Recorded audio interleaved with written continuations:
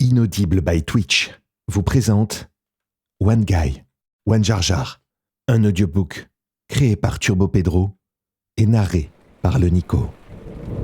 Les nuages étaient sombres. Le temps avait été orageux pendant tout le match de Quidditch et sans la pluie, Malfoy aurait à coup sûr fait ravaler sa fierté à cet imbécile de Potter. Ce n'était que le premier match de la petite Weasley en tant que capitaine de Gryffondor et la chance du débutant lui avait souri tout le match. C'est fulminant qu'on pouvait croiser Drago dans les couloirs, à la recherche d'un première année sur lequel il pourrait passer ses nerfs. Entre la saison de Quidditch qui commençait mal, Gryffondor, éternel rival à la chance insolente, et la tâche que lui avait confiée le Seigneur des Ténèbres, l'année des Malfoy s'annonçait très sombre. Les nerfs en pelote, incapable de se calmer, Drago ne remarquait pas que ses pas le menaient à la source même de ses déconvenues de l'année passée. Ce couloir où, en tant qu'inquisiteur de la directrice Ombrage, la stupide armée de Dumbledore lui avait maintes fois échappé.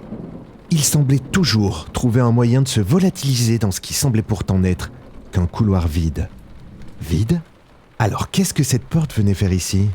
Cela faisait plusieurs fois que Drago passait dans ce couloir aujourd'hui, revenant sur ses pas, en pestant contre Potter. Et il n'avait jamais rien vu sur les murs de ce couloir. Il regarda la porte, se demandant si l'école avait entendu son souhait. Un moyen de résoudre ses problèmes et de punir Potter pour son arrogance. En poussant la porte, il ne s'attendait pas à trouver une aussi délicieuse réponse. L'atmosphère de la pièce était lourde. La lumière, tamisée. Drago avança dans ce qui semblait être de lourdes tentures rouges, jusqu'au cœur de la pièce, où se trouvait, posée sur un grand lit couvert de satin, la plus étrange créature qu'il ait jamais vue. Cela ne ressemblait à rien que Drago connaisse. Son bec aux lèvres si charnues, ses yeux protubérants, cette peau de reptile si colorée, et pourtant si douce. Qui dit ça être ? La voix de la créature fit sursauter Malfoy. Perdu dans ses pensées, il n'avait même pas vu qu'il s'était mis à caresser la peau chaude et tendue par les muscles de la créature. Il n'avait pas remarqué sa pose lascive et sa nudité totale sous les draps en satin. Il retira sa main d'un geste brusque, en ânonnant un début d'excuse. Vous, qui êtes-vous ? Encore une créature de ce crétin de Hagrid ? Malfoy était encore trop perturbé par son geste pour penser à sortir sa baguette, ou même tenir une posture défensive. Si la bête était un des protégés de Hagrid, son entrée dans l'enceinte du château suffirait à elle seule à faire renvoyer cet imbécile. Miss à Jar Jar, Miss à pas Hagrid. Si ça arrivait de Coruscant ? Où ça Miss à être ? Il fallut à Drago plusieurs secondes pour réaliser que la créature lui parlait. Il s'était senti perdu, absorbé par ses yeux envoûtants. Les suivre demandait une concentration totale. Au bout de leur protubérance, ces petites boules dorées, si lumineuses, sautillaient de gauche à droite comme d'hypnotisantes lucioles. Ça, être dans de beaux draps, c'est moi qui te le dis. Malfoy avait repris ses esprits et était revenu à son état par défaut. Le mépris. Si Hagrid pense que des créatures aussi ensorcelantes que toi suffiront à faire oublier qu'il a enfreint la loi de Poudlard, il se trompe. Tes muscles galbés et tes yeux sucrés ne suffiront pas à me faire tourner la tête. Malfoy s'arrêta net. Jar Jar, surpris par le venin soudain dans les paroles du jeune garçon, eut un geste de recul, et le drap qui le recouvrait dévoila son corps nu. La bouche de Malfoy béa. Si cette créature n'existait que pour le stupéfier, alors elle avait tout ce qu'il lui fallait pour le faire. Dis ça bien dans ta tête ? Mais ça peut aider toi ? Jar Jar tendit la main vers Drago. Le contact de sa main sur la joue pâle du jeune homme lui fit l'effet d'un Expelliarmus. Malfoy, parcouru d'un choc, prit ses jambes à son cou, sortit de la pièce en repoussant les lourdes tentures qui le confinaient dans cette atmosphère lourde, lui tournant la tête. Dehors, il claqua la porte derrière lui et attendit de reprendre son souffle. Cette créature était dangereuse. Elle semblait faire ressortir les plus sombres pulsions. Il lui fallait garder le secret de sa présence, car peut-être cela lui permettrait même de faire tomber Dumbledore. Inaudible by Twitch vous présente One Guy, One Jar Jar, un audiobook créé par Turbo Pedro et narré par le Nico. Quelques jours avaient passé, et Drago n'avait pu sortir l'étrange créature de ses pensées. Il arrivait encore à se convaincre que c'était pour échafauder un plan que ses idées se trouvaient inexplicablement attirées par ce Jar Jar, et que rien d'autre, dans ce qu'il avait pu voir d'elle, ne l'avait marqué. Cet esprit encombré avait eu de grosses répercussions sur ses résultats. Le nouveau professeur, directeur de Serpentard, ne l'avait pas autant à la bonne que Rogue, le précédent. En cours, il ne manquait d'occasion de réveiller un Drago bavant, dont les pensées vagabondaient dans des endroits meilleurs, où la créature l'accueillait dans le plus simple appareil, promesse de plaisir charnel. Tout cela s'était terminé dans une cuisante humiliation pendant le déjeuner du matin, où son père, pour la première fois dans sa vie, lui avait envoyé une beuglante, le ridiculisant devant toute sa tablée de Serpentard. Même cet idiot de Neuville s'était moqué de lui à gorge déployée.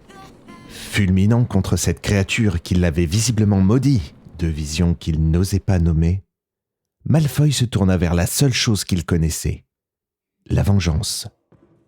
Il se rendit aussitôt dans le couloir où la rencontre avait eu lieu. Mais la porte n'était pas là.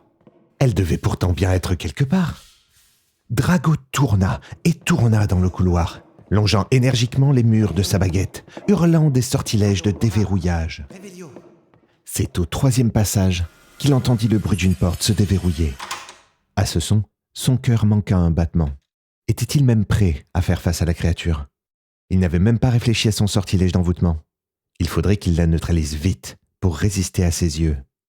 Il s'approcha de la porte, le cœur battant la chamade, et l'ouvrit d'un coup, la baguette brandie. Braquez-la-go! Jar Jar fut propulsé de la balançoire sur laquelle il se tenait.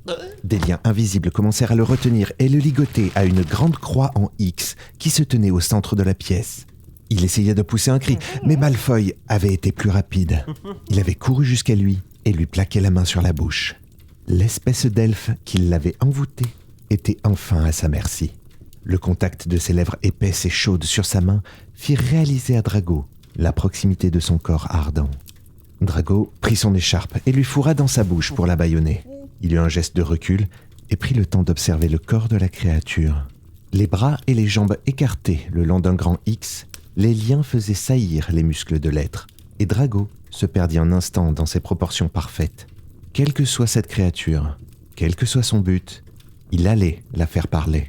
Qu'est-ce que tu es venu faire à Poudlard, elfe? Drago tournait autour de la croix, évitant de croiser le regard maudit. Missa pas un elfe, Missa Gungan, Missa de Naboo, pas Poudlard. Ne te moque pas de moi! Drago cria et brandit sa baguette sous le menton de Jar Jar. Dis ça vouloir jouer avec ton bout de bois?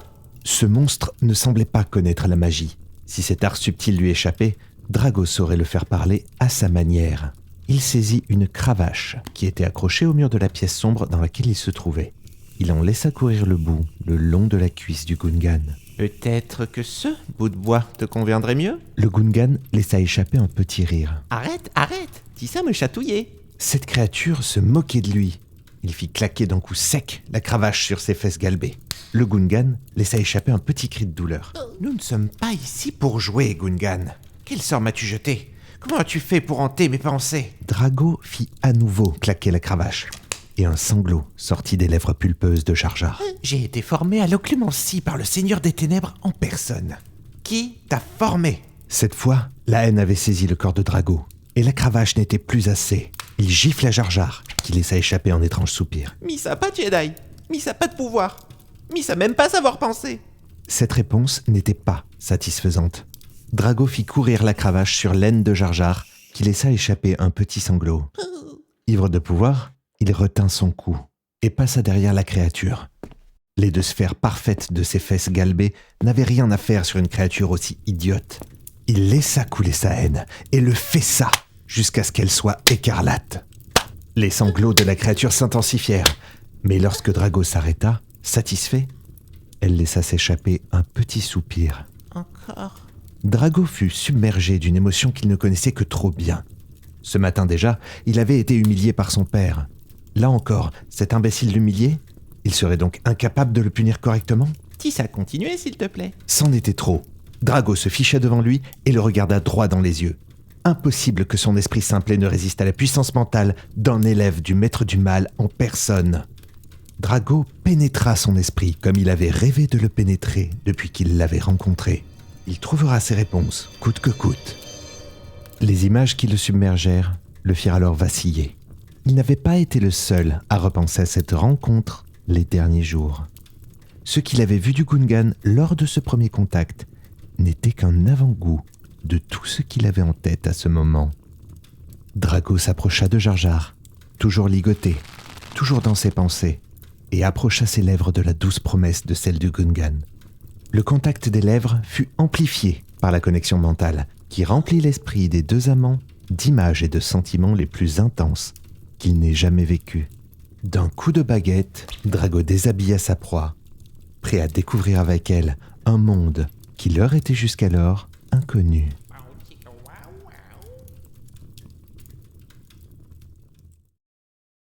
Inaudible by Twitch vous présente One Guy, One Jar Jar, un audiobook créé par Turbo Pedro et narré par le Nico.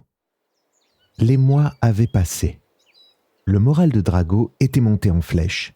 Sa frustration et ses désirs passaient dans l'exutoire de ces instants avec sa créature.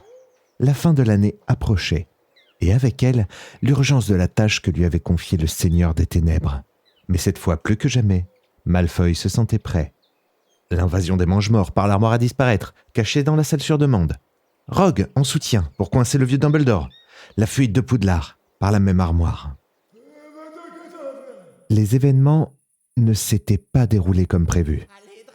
Au moment fatidique, la main de Drago avait tremblé. Alors, Drago, qu'est-ce que tu attends? Qu'adviendrait-il de ces moments partagés avec Jar Jar une fois Dumbledore mort? Avada Kedavra. Rogue avait dû prendre son hésitation pour de la lâcheté et lui avait forcé la main en assassinant le vieux à sa place.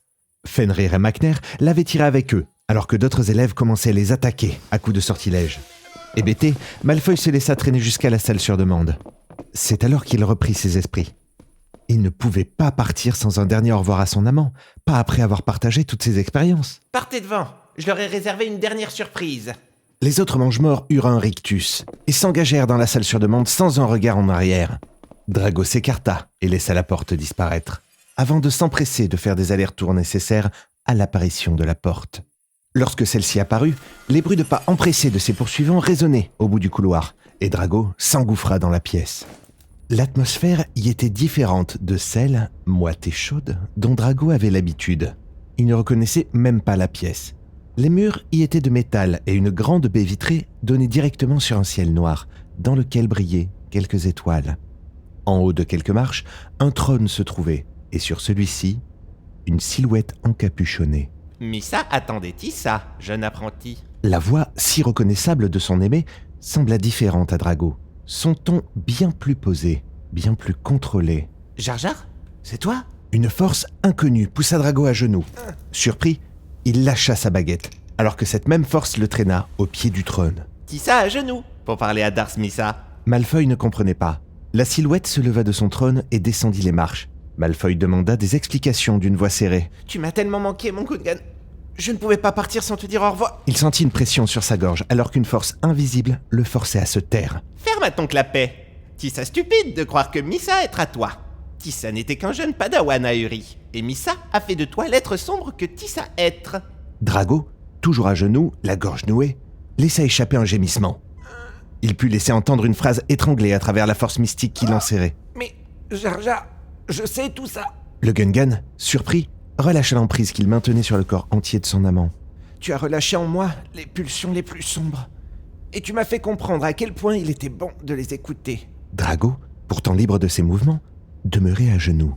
Sans toi, je n'aurais jamais pu donner libre cours à cette part de ténèbres en moi. Malfoy leva les yeux vers le Gungan, mais la force revint lui faire baisser la tête. Il savait que Tissa prometteur dans les ténèbres. Mais Tissa trop défiant. Tissa devoir apprendre. Qui Issa le maître? Et qui Issa l'apprenti? Malfoy rampa jusqu'au pied de Jar Jar. J'avais beau te dominer, je sais au plus profond de moi que j'étais l'élève et que tu étais le maître. Je veux continuer à apprendre à tes côtés, Jar Jar.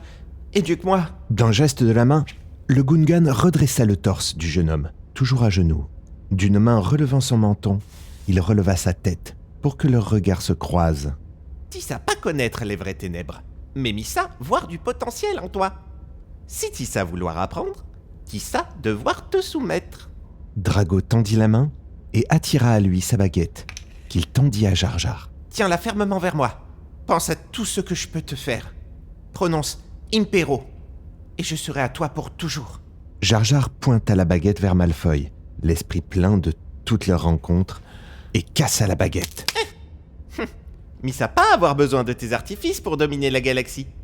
Tissa encore rien vu, jeune apprenti. Le Gungan souleva Malfoy, amenant son visage face au sien. Leurs souffles se mélangeaient, celui du garçon, haletant, celui de la créature, contrôlé. Le regard du jeune homme se perdait dans les yeux envoûtants de celui qui ne quittait plus ses pensées. « Alors montre-moi, mon empereur. » Malfoy, fébrile, se jeta dans un baiser exalté, fougueux, avec le Gungan de ses rêves. Alors qu'il s'allongeait sur les marches du trône, dans un tumulte de caresses, la porte de la salle sur demande rapetissa jusqu'à disparaître.